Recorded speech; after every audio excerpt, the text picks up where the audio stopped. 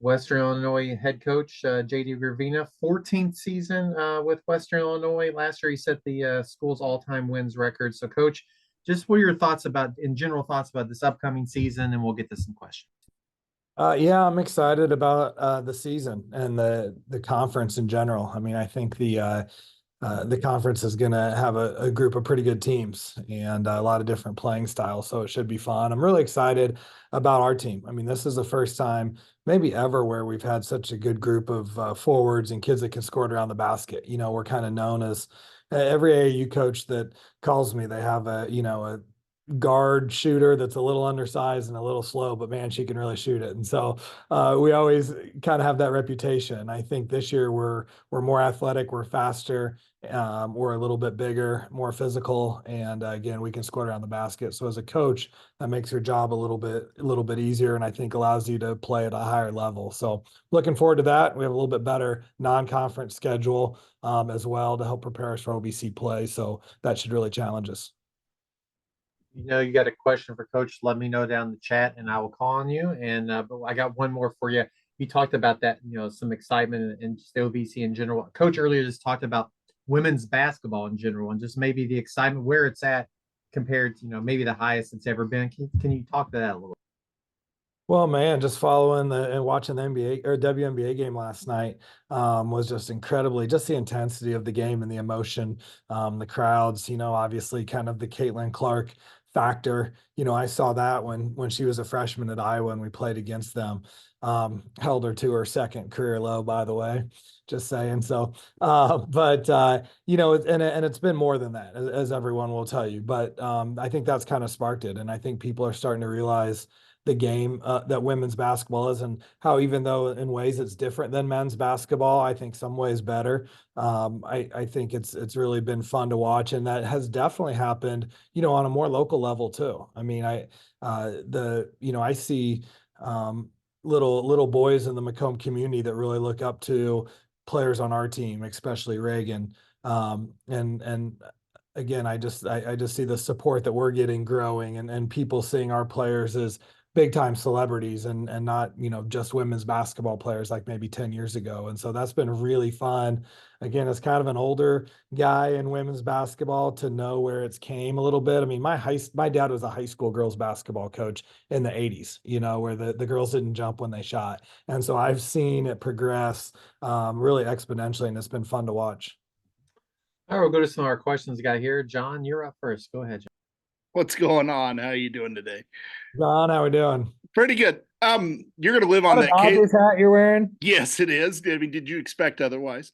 Oh, Yeah. Oh, yeah. Anyway, you're gonna live on that Caitlin Clark stat for a long time. The 20 game schedule this year. I mean, I mean, that's a lot of conference games. What do you think that grind is going to be like?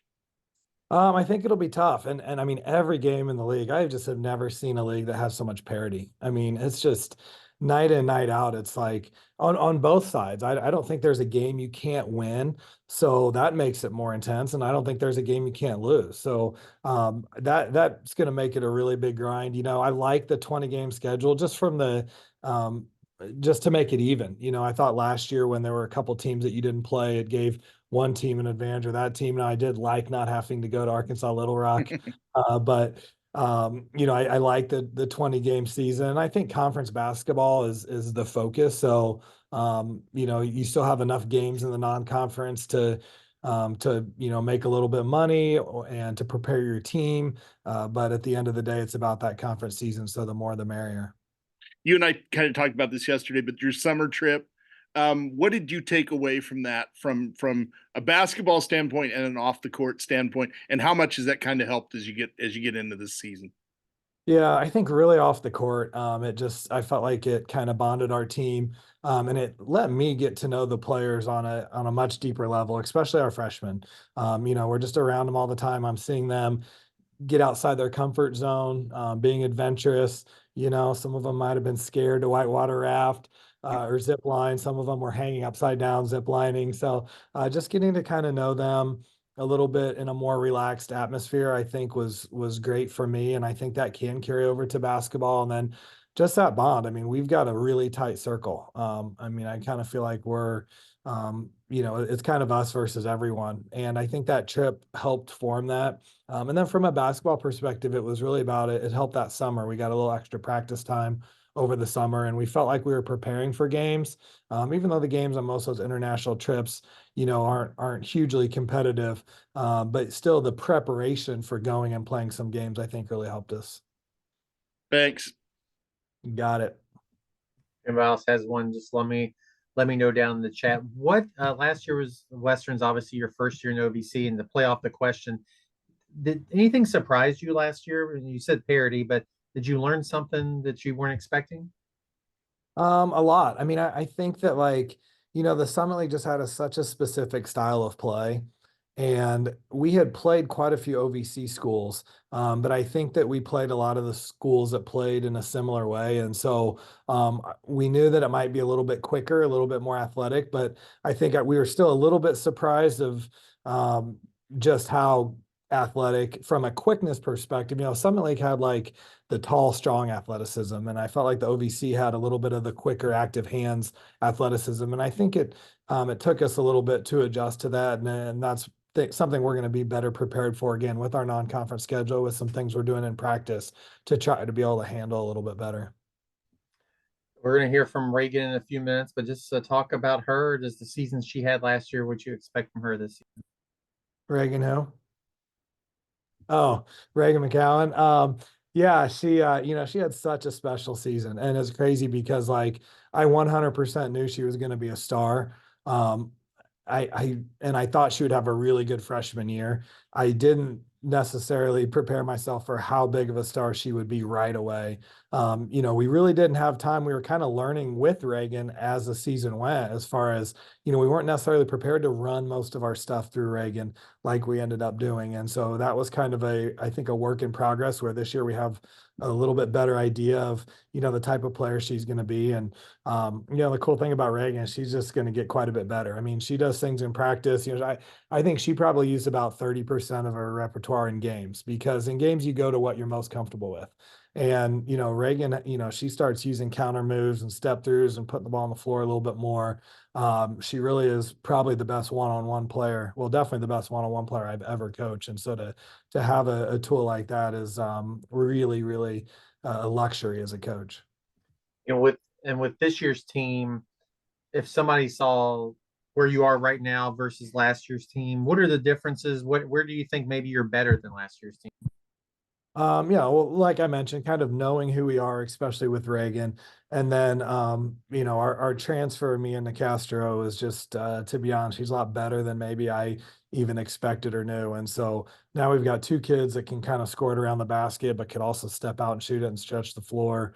And so I think that that's going to be a big thing that the people are going to see with our team, and something that excites me, that makes us a little bit different the next year. Then we're still, it's like we're always going to have good guards. We have two really good point guards, and Allie Meadows and Kaylin Reed's going to take a big step. We've got our go-to shooter in Mallie McDermott, and then we have our kind of our do everything stat stuffer in Addie Brownfield. So that's definitely the best core we've had probably since our 2017 NCAA tournament team. Talk about your schedule a little bit, and you're going to play it. You got an exhibition coming up, two exhibitions, and then just get into it and how that's going to, hopefully get you ready for those 20 conferences. Yeah, man, we're ready to play against someone else besides ourselves. On Thursdays we do a lot of live playing. Today we're gonna scrimmage against ourselves, but it'll be fun to play against someone else a week from today. And McKendree's a nice D2 team. I believe they won their side of the GLVC last year, so that'll be a good challenge. And we've tried to kind of schedule some better exhibition games to really help us prepare. And then our non-conference schedule, it's a little bit all over the place. Having Missouri come to Western Hall is going to be huge. I mean, we should probably about sell out Western Hall for that game. So that'll be really cool. And then going to Cincinnati, a Big 12 team, that'll be a good experience. And again, they have some quickness, some athleticism that will really challenge us there. And then playing some of those former Summit League foes is always nice. We've got Omaha, UMKC, and St. Thomas on the schedule. And then getting to go over to Bradley, which is a good regional rivalry. So we try to keep our non-conference pretty regional, and play some teams, that we're recruiting against, and that we feel like we know that we know how we kind of match up with. And so it should be a good non-conference schedule. Are some years easier than others to find those games? Like something like, oh, we don't want to play you this year. You're too good, coach. How does that start in your tenure there at Western? Oh, absolutely. People have no idea, and we're on both sides of it. There's schools. I always joke with the Drake coaches. They call every year, and I just, it's just not right for us. So, but I think, and I definitely think like after our NCAA tournament run, after we beat Stanford and Illinois, it just got really hard to schedule, and I think that hurt us because we were kind of rebuilding from a personnel perspective, but then our schedule also got much harder. And then, on the flip side, Reagan really helped me out by going the transfer portal. So we scheduled about 3 games while she was in the portal, and got those contracted before she decided to come back. So that helped a little bit. And hopefully we have a good enough year that we scare some people off. If scheduling's harder, that's usually a good thing. It means you have a good team. You've been around Western for a long time. What has kept you there so long? What's special about the Macomb community and just Western Illinois overall? Well, they've been promising me for about 10 years that we're getting a Chipotle, but they're finally building it. I drive by there about once a week and the walls are going up. So I'm pretty excited about that. But the big thing is just the Macomb community. I've got 3 young kids and it's just such a great place to raise a family. My wife teaches in a district near here. We live out at the country club with a golf course and a pool and a restaurant. We just have such a great community around us. And, when you're raising a family, that means everything. So it would be hard to give that up anywhere else. Anybody else? Questions for Coach? I've been taking all the time here. Anybody? I have nothing right now. Thank you, Coach. All right. Yeah. Well, Coach, appreciate your time today, and just best of luck to you and your team this season. Thanks a lot. I appreciate it.